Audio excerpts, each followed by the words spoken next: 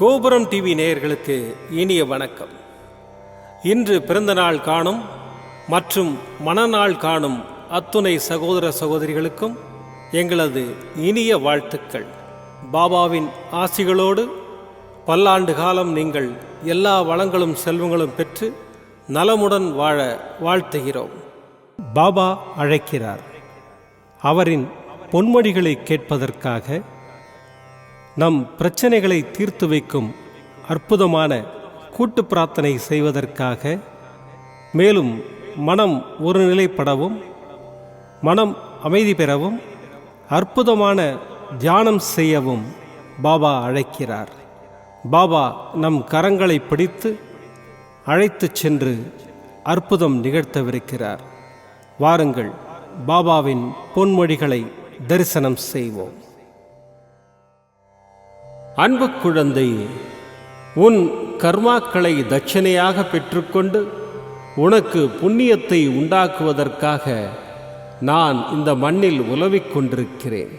அது மட்டுமல்லாது பிச்சைக்காரனாகவும் நாய்களாகவும் எறும்புகளாகவும் நான் உலவிக் கொண்டிருக்கிறேன்.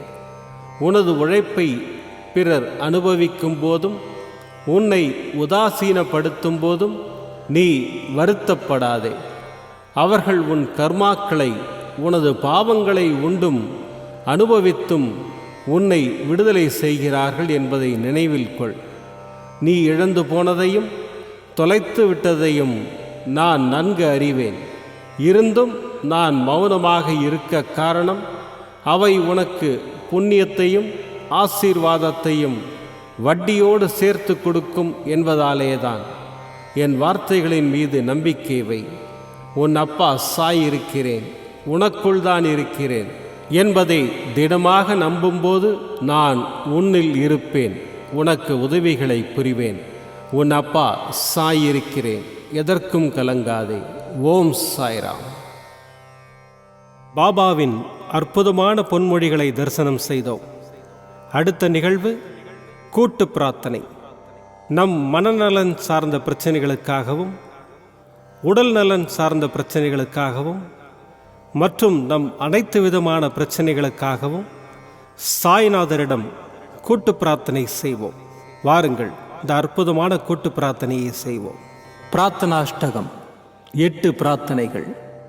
சாந்தமான மனம் கொண்ட சாயிநாதரே, அறிவின் சிகரமே, அன்புள்ளம் கொண்டவரே, கருணை கடலே, உண்மையின் இருப்பிடமே, மாயை என்னும் இருளை அகற்றுபவரே, ஜாதி மத பேதங்களுக்கு அப்பாற்பட்டவரே, எங்களின் புரிந்து கொள்ளும் திறமைக்கு அப்பாற்பட்டவரே, அன்பின் இருப்பிடமே, ஷீரடி வாழ் இறைவனே, என்னை காப்பாற்றும், என்னை காப்பாற்றும். ஞான சூரியனே, ஞானத்தை வழங்குபவரே, பக்தர்களின் மனங்களில் உலவிடும் பரமஹம்சரே, அனைத்து நன்மைகளுக்கும் காரணமானவரே, தங்களை சரணடைந்தவரை காப்பவரே, படைக்கும் தொழில் புரியும் பிரம்மாவும் காக்கும் கடவுளான விஷ்ணுவும் நீங்களே. 3 உலகங்களையும் யுகங்கள் முடிவில் தன்னுள் ஐக்கியமாக்கிக் கொள்ளும் ருத்திரனும் தாங்களே. நீங்கள் இல்லாத இடம் இந்த பூமியில் ஏது? எல்லாம் அறிந்த இறைவன் நீங்கள். எங்கள் எல்லோரின் இதயங்களிலும் வசிப்பவரும் நீங்களே. எனது எல்லா குற்றங்களையும் மன்னிக்க வேண்டும் என்று வேண்டி கேட்டுக்கொள்ளுகின்றேன். அலை அலையாய் தொடர்ந்து வரும் சந்தேகங்களையும் மனமயக்கங்களையும் போக்குவீராக. நீங்கள் கோமாதா, நான் பிறந்த இளங்கன்று. நீங்கள் சந்திரன், நான் சந்திரகாந்த கல். தங்கள் பாதங்கள் கங்கை நதி. பணிவுடன் இந்த தாசன் உங்கள் பாதங்களில் தலை வணங்குகிறேன். உங்கள் கைகளை என் தலைமீது வைத்து ஆசை கூறுங்கள். என் கவலைகளும் துன்பங்களும் பறந்தோடட்டும். இந்த கணு தங்களின் தாசன். இந்த 8 துதிகளையும் கூறி நான் உங்களை சாஷ்டாங்கமாக நமஸ்கரிக்கின்றேன். எனது பாவங்கள், துன்பங்கள் மற்றும் ஏழ்மை நிலை இவை யாவும் உடனடியாக விலகி ஓடட்டும். ஓம் சாய்ராம், ஓம் சாய்ராம், ஓம் சாய்ராம். அற்புதமாக கூட்டு பிரார்த்தனை செய்தோம். பாபா நம்முடைய கோரிக்கையை ஏற்று நிச்சயமாக நமக்கு அற்புதங்களை செய்வார் என்பது சத்தியம். இனி கண்களை மூடி பாபாவை மனதில் நிறுத்தி பாபாவின் அற்புதமான சக்தி வாய்ந்த மந்திரத்தை அனுபவிப்போம். சாயீஸ்வராய வித்மஹே சத்யதேவாய தீமஹி தன்னः சர்வः பிரச்சோதயாத். சாயீஸ்வராய வித்மஹே சத்யதேவாய தீமஹி தன்னः சர்வः பிரச்சோதயாத். சாயீஸ்வராய வித்மஹே சத்யதேவாய தீமஹி தன்னः சர்வः பிரச்சோதயாத். சாயீஸ்வராய வித்மஹே சத்யதேவாய தீமஹி தன்னः சர்வः பிரச்சோதயாத். சாயீஸ்வராய வித்மஹே சத்யதேவாய தீமஹி தன்னः சர்வः பிரச்சோதயாத்.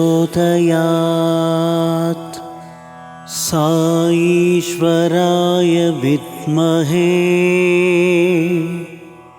சத்யதேவாய தீமஹி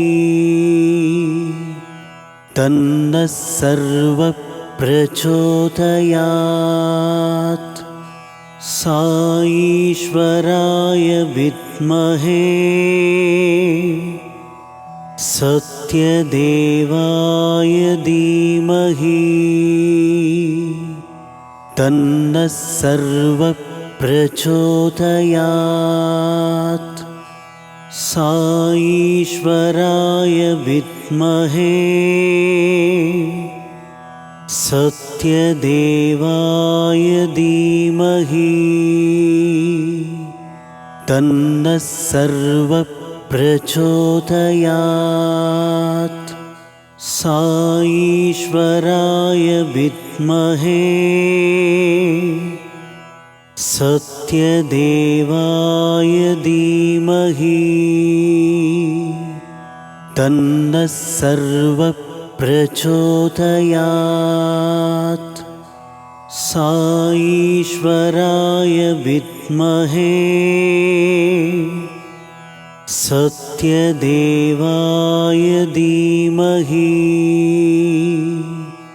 தன்னः சர்வः பிரச்சோதயாத். சாயீஸ்வராய வித்மஹே சத்யதேவாய தீமஹி தன்னः சர்வः பிரச்சோதயாத். சாயீஸ்வராய வித்மஹே சத்யதேவாய தீமஹி தன்னः சர்வः பிரச்சோதயாத். சாயீஸ்வராய வித்மஹே சத்யதேவாய தீமஹி தன்னः சர்வः பிரச்சோதயாத். சாயீஸ்வராய வித்மஹே சத்யதேவாய தீமஹி தன்னः சர்வः பிரச்சோதயாத். சாயீஸ்வராய வித்மஹே சத்யதேவாய தீமஹி தன்னः சர்வः பிரச்சோதயாத். साईश्वराय विद्महे सत्यदेवाय धीमहि तन्नः सर्वः प्रचोदयात्। साईश्वराय विद्महे सत्यदेवाय धीमहि तन्नः सर्वः प्रचोदयात्। साईश्वराय विद्महे सत्यदेवाय धीमहि तन्नः सर्वः प्रचोदयात्। साईश्वराय विद्महे सत्यदेवाय धीमहि तन्नः सर्वः प्रचोदयात्। साईश्वराय विद्महे सत्यदेवाय धीमहि तन्नः सर्वः प्रचोदयात्। साईश्वराय विद्महे सत्यदेवाय धीमहि तन्नः सर्वः प्रचोदयात्। साईश्वराय विद्महे सत्यदेवाय धीमहि तन्नः सर्वः प्रचोदयात्।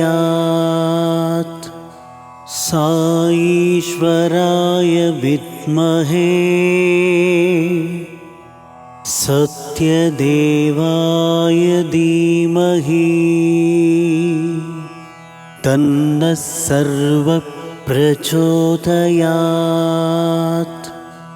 साईश्वराय विद्महे सत्यदेवाय धीमहि तन्नः सर्वः प्रचोदयात्। साईश्वराय विद्महे सत्यदेवाय धीमहि तन्नः सर्वः प्रचोदयात्। साईश्वराय विद्महे सत्यदेवाय धीमहि तन्नः सर्वः प्रचोदयात्। साईश्वराय विद्महे सत्यदेवाय धीमहि तन्नः सर्वः प्रचोदयात्। साईश्वराय विद्महे सत्यदेवाय धीमहि तन्नः सर्वः प्रचोदयात्। साईश्वराय विद्महे सत्यदेवाय धीमहि तन्नः सर्वः प्रचोदयात्। साईश्वराय विद्महे सत्यदेवाय धीमहि तन्नः सर्वः प्रचोदयात्। साईश्वराय विद्महे सत्यदेवाय धीमहि तन्नः सर्वः प्रचोदयात् साईश्वराय विद्महे सत्यदेवाय धीमहि तन्नः सर्वः प्रचोदयात्. மீண்டும் நாளை காலை இந்த அற்புதமான பாபா அழைக்கிறார் நிகழ்ச்சியில் சந்திப்போம். நன்றி, வணக்கம். விதம் விதமான பக்தி நிகழ்ச்சிகளை உங்களுக்காக தந்து கொண்டிருக்கிறது உங்கள் கோபுரம் டிவி. உங்களுக்கு பிடித்த நிகழ்ச்சிகளை லைக் செய்யுங்கள், உங்களுக்கு பிடித்த மாணவர்களுக்கு ஷேர் செய்யுங்கள். மேலும் சப்ஸ்கிரைப் செய்வதோடு மட்டுமல்லாது அருகில் இருக்கும் பெல் பட்டனை கிளிக் செய்து கோபுரம் டிவி நிகழ்ச்சிகளை உடனுக்குடன் தெரிந்து கொள்ளுங்கள்.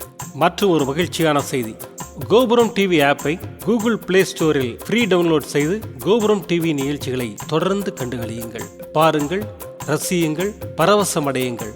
gopuramtv.com. பக்தி பக்திமயம்.